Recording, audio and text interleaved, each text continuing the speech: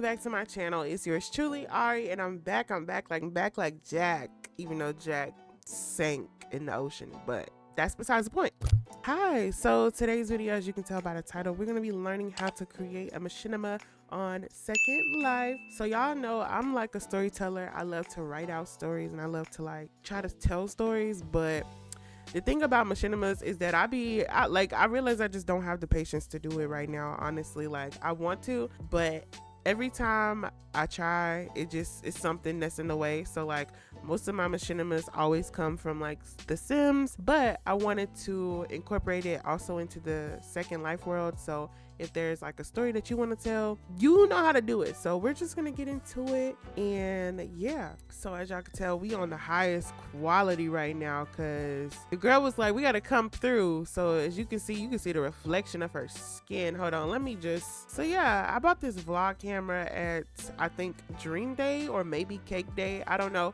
I bought it at one of them this past recent week. So they both just opened like last week. So yeah, but I bought this camera and I was like, this is so cute. So I got it in brown, but it comes in multiple colors. Like it comes in black, it comes in red, it comes in pink, it comes in green. You know, it comes in pretty much all the colors that you might see in real life, I guess. I don't know, but yeah. So anyways, first things first, when it comes to making a machinima, you need to have your scene set up. So I'm gonna turn off this high quality for a minute because it's gonna get laggy. Let's put it on my high quality. So it's still high quality, but it's not super laggy. Okay, so like I said, the first part of a machinima is setting up a scene. I'm gonna take this off and we're gonna stop doing that pose. So you want to set up some type of scene for your machinima, I guess. So what I'm gonna do is I'm gonna do it outside of the house, or at the house. So I don't feel like setting up no scene, but pretty much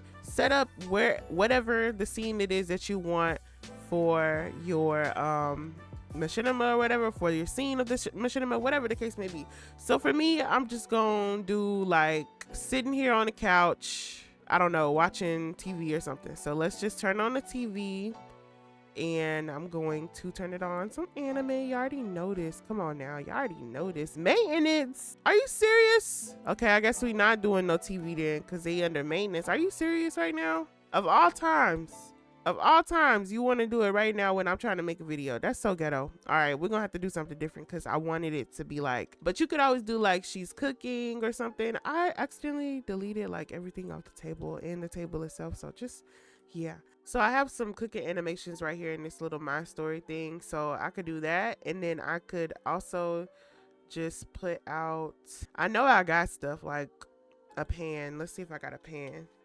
Okay, y'all, so I was just struggling to find something. I know I got stuff in my inventory, but I just could not find no food. So all I had to offer was some pancakes with bacon and stuff on top. But pretty much it'll be like that, right? And then you sit down on whatever it is that you're trying to cook. I'm gonna just do frying. Oh, the whole time I ain't even really have to res nothing out. I didn't even realize. Okay, there we go. All right, y'all, it just took me a second, but pretty much you just need to set up your scene, whatever, get your animations ready for whatever it is that you need to do. So for this scene particularly, we in the kitchen cooking, and what I might do is like, depending on the scene, if it's an opening scene, I would probably do like a pan around of the setting, so like the house or the location or whatever. So I'm gonna show y'all like a mini clip that I create right now, and then we're gonna get into like exactly how I did that. So roll the clips. All right.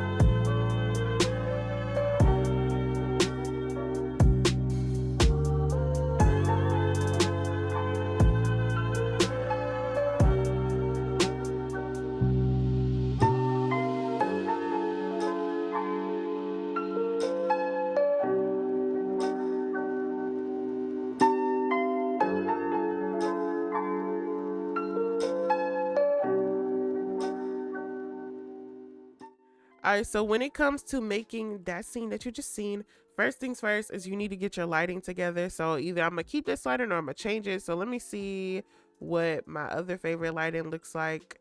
It's pretty dark in the house, but I like to add shadows into what I'm doing so that it just looks more, I don't know, realistic, I guess. So if the shadows don't reach, then that's okay. I'll just do a different wind light or different vibe or something. So like, you see how the shadows and the light reaches into the kitchen? That's kind of what I'm going for. So like this, I guess that's as much as I can really do, unless I de-render, which what I do a lot. I like to de-render objects that might be blocking the light, and don't worry, it's not like they're gone forever. It's just de-rendered until you relog or you go to another location and then come back. Now obviously this is a little bit harder in a bad location for the lighting, as you can tell, because it's kind of hard to reach, but boom, that's what I do. And then from here, after you got your lighting set up, you got your animation set up, your scene set up or whatever, after that, what I like to do is play around with the quality. I don't know if I want to use this quality or if I want to use like a super high quality like this that y'all saw at the very beginning. It is going to have a frame drop. So as you can tell, I'm pushing like 6 frames, not much at all. But after that, I like to focus my camera directly on whatever it is I'm trying to shoot, and then I hold control and press 0 a whole bunch of times so that it can be zoomed in and it can look a little bit more like this, you know what I mean? And now she want to stop flipping. Okay, she flipping again. So boom, something like this. Now I have my quality going. I can adjust it in this a little bit, you know, if I want it to be a little bit more blurrier for the background or whatever, just whatever the quality I'm going for. I probably won't do this quality just because it's the lag, the frame drops or whatever. But after that, I like to go to my preferences.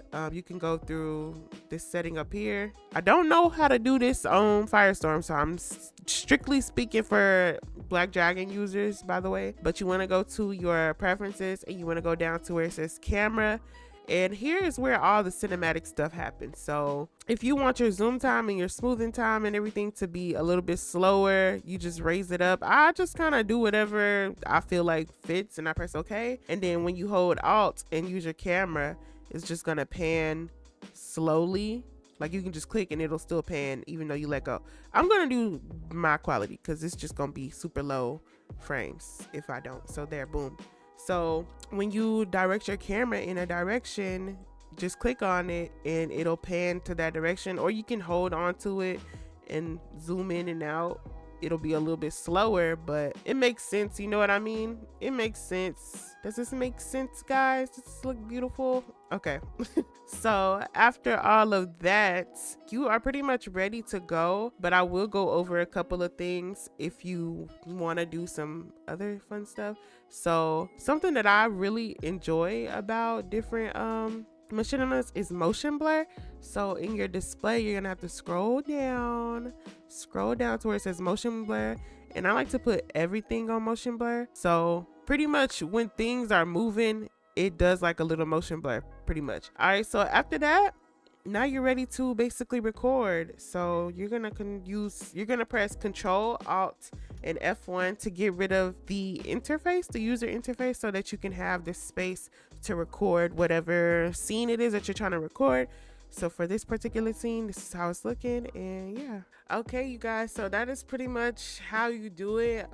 Really quick, I want to show y'all how I do this like hair tracking movement, because I know a lot of people ask like all the time. So first things first, the first thing to doing the little head tracking movement thing is to res out a pose ball, just because you don't want to be moving around all over the place. So this is what I like to do, and then I like to turn it and position it to wherever I need it to be. So obviously she need to be in the booth because she's singing, she rapping, she doing whatever she doing. So I need it to be like right here, and then I'm gonna bring it a little closer just so she could be a little bit closer to the mic, and just really direction it or position it wherever you need it to be. So now once you've done that, you're gonna go to your settings. I have my shortcuts for my preferences and settings and stuff right here, so you can do that if you want to. You're gonna go also down to camera. Why did I say also? You're gonna go down to camera, and then you're gonna go to where it says bone camera. You're gonna click on whatever bone you want it to like bounce with, the camera you want the camera to bounce with. So I think I want the camera to bounce with her. I don't even know. Honestly, I just be playing around. So I'm gonna just say left wrist. And it's obviously not gonna do anything until you click on your avatar. So you have to click on her, not like that, but like click on her as if you are about to walk with her like this. And boom, as you can see, the camera is gonna move around with her every movement. So I'm gonna position the camera towards this way, the front, and I'm gonna use my scroll wheel to zoom out. Now to actually get it positioned in the correct place, you're gonna have to scroll down to where it says camera preset options, and you're gonna have to play around with these. So like this is helping with the zoom. This helps with like where you want it to be. So I want it to be like somewhere right here, and I want it to be zoomed out to like right here. I want it to be like this. Now the focus is just gonna turn the camera and put it in focus or out of focus. Like this is blurry, so it's out of focus. This is in focus because it's positioned on where I need it to be.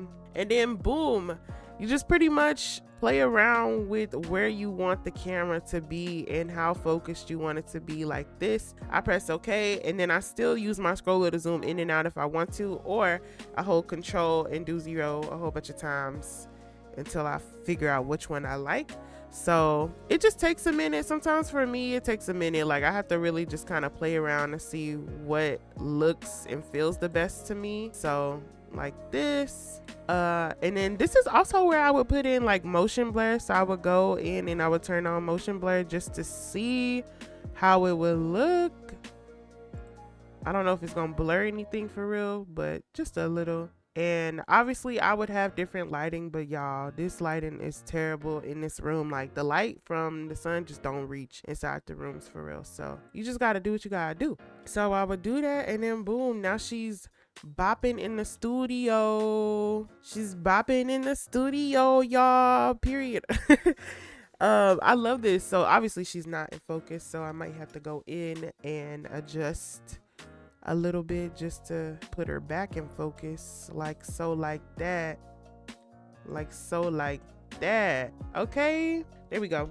So there she goes, she's in focus again, and she's just rapping, and it's so cute, and I just love this. So yeah, I really hope that y'all learned a little bit of something in this video. I'm really not, like I tell y'all all the time, I'm really not the best tutorial giver, but I do my best, and I just want to teach y'all whatever little stuff that I may know for myself.